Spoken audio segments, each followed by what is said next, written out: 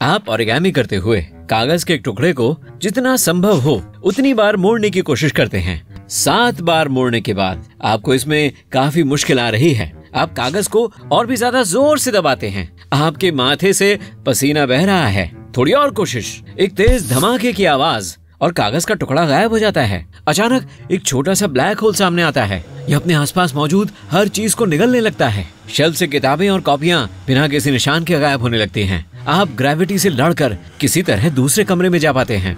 फिक्र मत करिए, ये तो बस एक मजाक था, लेकिन आप सच में किसी A4 शीट को 7 बार से ज्यादा नहीं मोड़ सकते। फिजिकली ये करना नामुमकिन है, चाहे आप जितना मर्जी जोर लगा लें। पतली गोल्ड फॉइल शीट्स के साथ ऐसा करना आसान है। आप उन्हें 12 बार तक मोड़ सकते हैं। ऐसा करना सिर्फ एक बड़ी कागज की शीट के साथ संभव होगा, जिसका साइज आधे फुटबॉल फील्ड जितना हो। कुछ समय पहले कुछ उत्साहियों ने ऐसा कागज तैयार किया। उन्होंने उसे 7 बार आधा फोल्ड किया और फिर उसे 1 बार और फोल्ड करने में कामयाब हो गए। तब तक ये एक सोफे जितना मोटा हो चुका था। उन्हें कागज को 1 बार और मोड़ने के लिए एक छोटी क्रेन का इस्तेमाल करना पड़ा। साथ ही उन्हें इस पर रोलर्स भी चलाने पड़े ताकि ये फोल्ड टाइट हो सके। फिर उन्होंने एक बड़ी सी शीट को 11 बार फोल्ड करने का रिकॉर्ड बनाया। लेकिन मान लें अगर कागज इतना पतला हो कि आप उसे जितनी बार चाहें उतनी बार फोल्ड कर सकें, तो हम एक A4 शीट को 10 बार फोल्ड करते हैं। अब ये एक साधारण मक्खी के साइज का हो गया है 16 बार, और यह मक्खी की आंख के बराबर हो गया है। अब हम अपना माइक्रोस्कोप निकालते हैं। हम अपनी शीट को 24 बार फोल्ड करते हैं। यह एक लिविंग ऑर्गेनिज्म के सेल के साइज का हो चुका है। 26 फोल्ड, यह DNA चेन की चौड़ाई जितना है। 64 फोल्ड, यह पीरियोडिक टेबल में दुनिया के सबसे हल्के एलिमेंट हाइड्रोजन का साइज है। 96 फोल्ड, अब यह एक एटम के न्यूक्लियस जितना बड़ा है।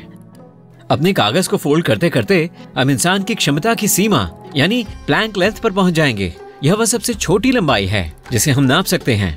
इससे छोटा कुछ भी फिजिक्स के नियमों का पालन नहीं करता और सिर्फ क्वांटम वर्ल्ड में ही मौजूद है। अब हम उस पॉइंट तक पहुंच गए हैं जहां हमने अपने कागज को 226 बार फोल्ड कर लिया है। तो अपनी जानी पहचानी दुनिया की तरफ लौटते हैं। कागज का A फॉर्मेट मैट्रिक सिस्टम पर आधारित है। इसका काउंटडाउन फॉर्मेट A0 से शुरू होता है। कागज की यह बड़ी शीट एक एडल्ट व्यक्ति की टांग जितनी लंबी है और एक मध्यम आकार कुत्ते के बराबर चौड़ी होती है। इसका एरिया लगभग 1 स्क्वायर मीटर होता है। A फॉर्मेट में साइड्स का रेशियो तय होता है। अगर आप किसी शीट को आधा फोल्ड करें तो उसका शेप और साइड्स का रेशियो वही रहेगा। अब आता है A1 फॉर्मेट। इसकी लंबाई एक मध्यम साइज के कुत्ते की लंबाई के बराबर है और इसकी चौड़ाई आपकी बाजू की लंबाई जितनी है।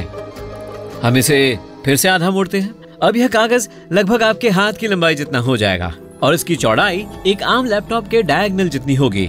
और ये रही कागज की A4 शीट। दुनिया भर में लगभग सभी डॉक्यूमेंट्स, कॉन्ट्रैक्ट्स, फिल्म की scripts, magazine page, sketch books, diploma और सर्टिफिकेट्स में हम इनका इस्तेमाल करते हैं। सामान्य ऑफिस पेपर के 17 पैकेट बनाने के लिए लगभग 1 पेड़ और 10 लीटर पानी लगता है। हम लकड़ी के टुकड़ों के ढेर में चावल और गन्ने जैसे पौधे मिलाते हैं। उनमें पुरानी रद्दी कागज और कपड़े भी डाल सकते हैं। फिर हम इस पर पानी डालते हैं और इसे मिलाते हैं। यह सारी सामग्री एक कन्वेयर बेल्ट पर बराबर तरीके से फैलानी होती है और उसे सुखाया जाता है। इसके बाद सूखा कागज 2 बड़े सिलेंडर से गुजरता है जो इसे चिकना बनाने के लिए इसे प्रेस और पॉलिश करते हैं। इसके बाद कागज को बड़े रोल्स में रोल किया जाता है। फिर उन्हें जरूरत के हिसाब से शीट्स में काटा और पैक किया जाता है। लेकिन इन पैकेट्स को खोलते हुए आप सावधान रहें। कागज की एक शीट एक रेजर ब्लेड जितनी पतली होती है। अगर आप इसके किनारों को किसी माइक्रोस्कोप से देखें तो पाएंगे कि यह एक आरे जितनी धारदार है। इससे आपका हाथ बड़ी आसानी से कट सकता है। वैसे तो अक्सर एक साधारण कागज की शीट की कीमत 1 सेंट से भी कम होती है, लेकिन कभी कभी सिर्फ 18 शीट्स की कीमत 3 करोड़ 8 लाख डॉलर तक भी हो सकती है। यह कीमत थी कोडेक्स लिसेस्टर की, जिसे खुद लियोनार्डो दा विंची ने 1510 में लिखा था। और इन शीट्स का फॉर्मेट A4 के नजदीक ही है। इस पर जो लिखावट है उसे पढ़ा नहीं जा सकता क्योंकि यह एक कोड है जिसमें लियोनार्डो दा विंची अपने नोट्स लिखते थे। आप इसे तब तक नहीं पढ़ सकते जब तक आप इसे किसी आईने के जरिए न देखें। इन 18 शीट्स को मिलाकर एक नोटबुक बनती है। इसमें लियोनार्डो ने अपने विचार लिखे हैं कि कैसे पानी बाधाओं को पार करते हुए और जमीन को काटते हुए बहता है। इससे दा विंची को यह समझने में मदद मिली कि सबसे बेहतर तरीके के पुल कैसे बनाए जा सकते हैं। उन्होंने चंद्रमा को भी ऑब्जर्व किया और यह समझने की कोशिश की कि यह चमकता क्यों है। एक पन्ने पर चंद्रमा को नजदीक से देखने के लिए एक मैग्नीफाइंग ग्लास बनाने का रिमाइंडर भी लिखा है। यह उन्होंने पहले टेलीस्कोप की खोज से 100 साल पहले लिखा था, लेकिन पहला असली कागज चीन में वर्ष 105 एडी में आया था। एक चीनी मंत्री इसे बनाने के लिए कोई सस्ता तरीका ढूंढ रहे थे और उनकी खोज उन्हें वॉस्प तक ले गई। वॉस्प के घोंसले एक ठोस और हल्के मटेरियल से बने होते हैं। वॉस्प्स गिरे हुए पेड़ों और दूसरे पौधों से सेलुलोज जमा करते हैं और अपने घोंसले बनाने के लिए उन्हें पूरी तरह से चबा जाते हैं। वॉस्प्स का सलाइवा इस चबाई गई चीज को वाटर रेजिस्टेंट बना देता है। चीनी मंत्री ने स्टार्च, लकड़ी, पुराने फिशिंग नेट और कपड़े से ऐसी ही चीज बनाने की कोशिश की। उन्होंने ये सारी चीजें एक ट्रे में रखी और उन्हें धूप में सुखा दिया। जो बना वह आधुनिक कागज जैसा ही कुछ था। जल्द ही जापान और कोरिया के लोगों को इस सीक्रेट का पता लग गया। 8वीं सदी में मिडिल ईस्ट को इसकी विधि मिली और फिर ये वहाँ से स्पेन पहुंची। जल्द ही पूरी दुनिया ने इसे बनाने की विधि को बेहतर कर लिया और पेपर मशीनें बनने लगी। आइए अपने समय में लौटते हैं। तो 2 A4 मिलाकर A3 बनता है, 2 A3 से A2 बनता है और यही क्रम जारी रहता है। फिलहाल A0 सबसे बड़ी शीट है। बेशक हम आधे फुटबॉल फील्ड की साइज वाली शीट तो इसमें नहीं गिन रहे हैं। A0 में 16 A4 शीट्स आती हैं। आइए A0 को डबल करते हैं और इसे A1 कहते हैं। फिर इसे डबल करते जाते हैं। अब आपका पूरा कमरा पेपर का एक शीट जैसा है। A3 एक मकान जितना बड़ा है। हर बार डबल करने पर बड़ी शीट के अंदर A4 शीट्स की संख्या 2 गुनी होती जाती है। 16 शीट्स, 32, 64, 128 इसी तरह और आगे 512 शीट्स होने पर हमारी बड़ी शीट एक पूरे ब्लॉक की साइज की हो गई है। हम इसे डबल करते रहते हैं। A28 यह एक छोटे शहर का साइज है। 48 बार डबल और यह शीट पूरे यूनाइटेड स्टेट्स को कवर कर लेती है। 52 डबल्स हमारे पूरे ग्रह को एक कागज में लपेटने के लिए काफी है और एक A60 शीट धरती से चंद्रमा तक पहुंच सकती है।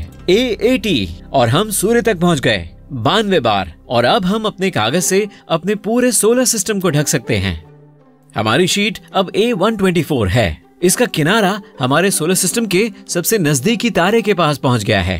शीट अब 4.2 प्रकाश वर्ष लंबी है। इसका मतलब है कि रोशनी के पार्टिकल्स जो दुनिया में सबसे तेज होते हैं हमारे कागज के दूसरे किनारे पर 4 से ज्यादा साल में पहुंच पाएंगे। A144 अब हम इस कागज पर पूरी मिल्की वे गैलेक्सी को बना सकते हैं असल स्केल पर। यह लगभग 2 लाख प्रकाश वर्ष चौड़ी है और इसमें हमारे सूर्य जैसे लगभग 400 अरब तारे हैं। चलिए अपनी शीट को अनफोल्ड करना जारी रखते हैं। 164 डबल्स यह गैलेक्सीज का एक क्लस्टर है। हर चमकता स्पॉट एक तारा नहीं बल्कि एक पूरा ब्रह्मांड है जिसमें असीमित संख्या में पल्सर, ब्लैक होल्स और न्यूट्रॉन स्टार्स हैं। हमारा पूरा ऑब्जर्वेशनल ब्रह्मांड, वह सभी चीजें जिन्हें हम अपने टेलीस्कोप से देख सकते हैं, वह धरती से 46.5 अरब प्रकाश वर्ष की दूरी पर खत्म हो जाती हैं। वहाँ पर लगभग 20 खरब गैलेक्सीज हैं और हमारे जैसी कई दुनिया हैं। यह सब A184 शीट में फिट आ जाएगा। इस दूरी पर हम जो ऑब्जेक्ट देखते हैं वह बहुत पहले खत्म हो चुके हैं। अगर कोई तारा ब्रह्मांड के किनारे पर पैदा होता है तो उसका फ्लैश हमें 46 अरब वर्ष बाद पता चलेगा। एक तारे की औसत उम्र सिर्फ 10 अरब साल की होती है, इसलिए तब तक तो यह तारा धुंधला हो चुका होगा या किसी सुपरनोवा की तरह विस्फोट कर चुका होगा।